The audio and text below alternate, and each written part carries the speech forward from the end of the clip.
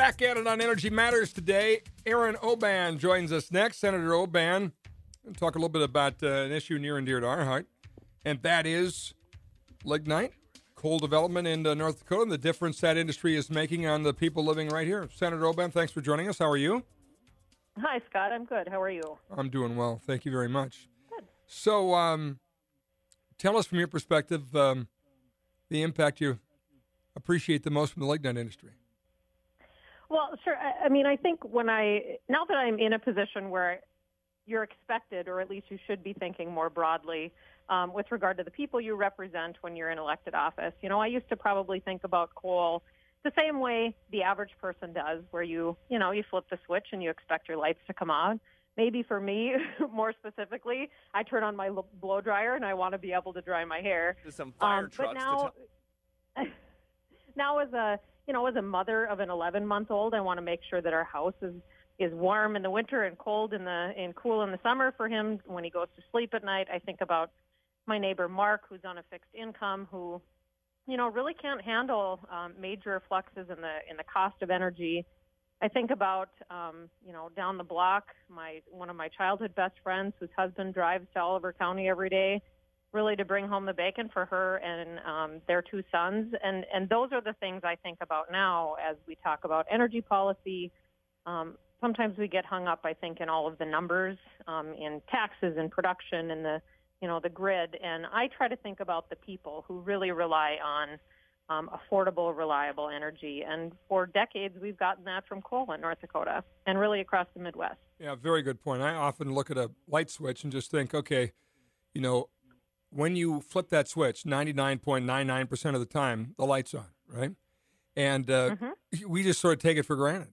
And how do you get people not to take it for granted? Because actually, it is their neighbors, in the case of North Dakotans, that are responsible for making sure that reliability remains and the affordability is there. And the other thing is we have a lot of silly debates in politics, and one of them is this sort of either or deal where your energy source bad, mine good, right?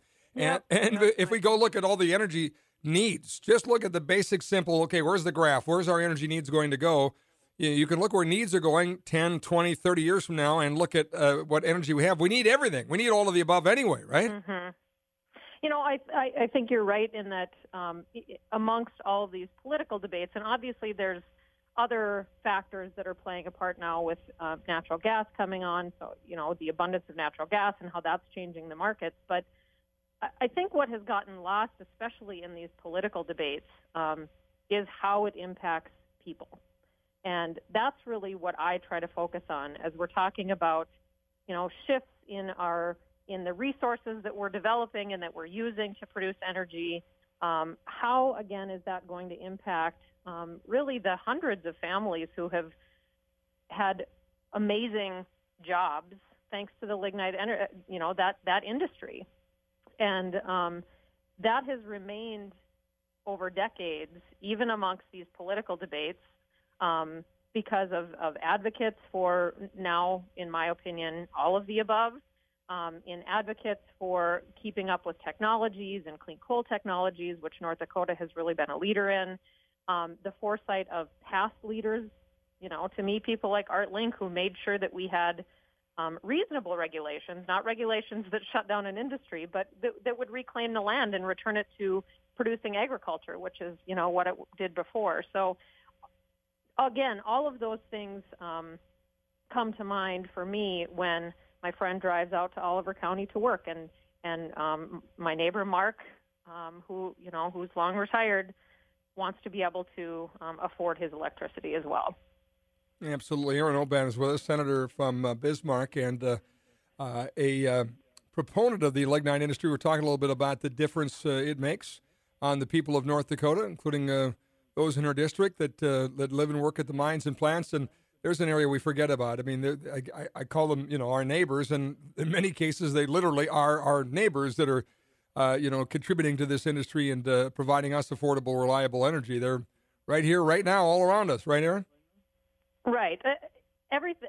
When we always hear the jobs, which is what politicians say all the time, you have to remember those jobs are attached to human economic security. And like I said, those families for decades who have relied on really good paying jobs to be able to send their kids.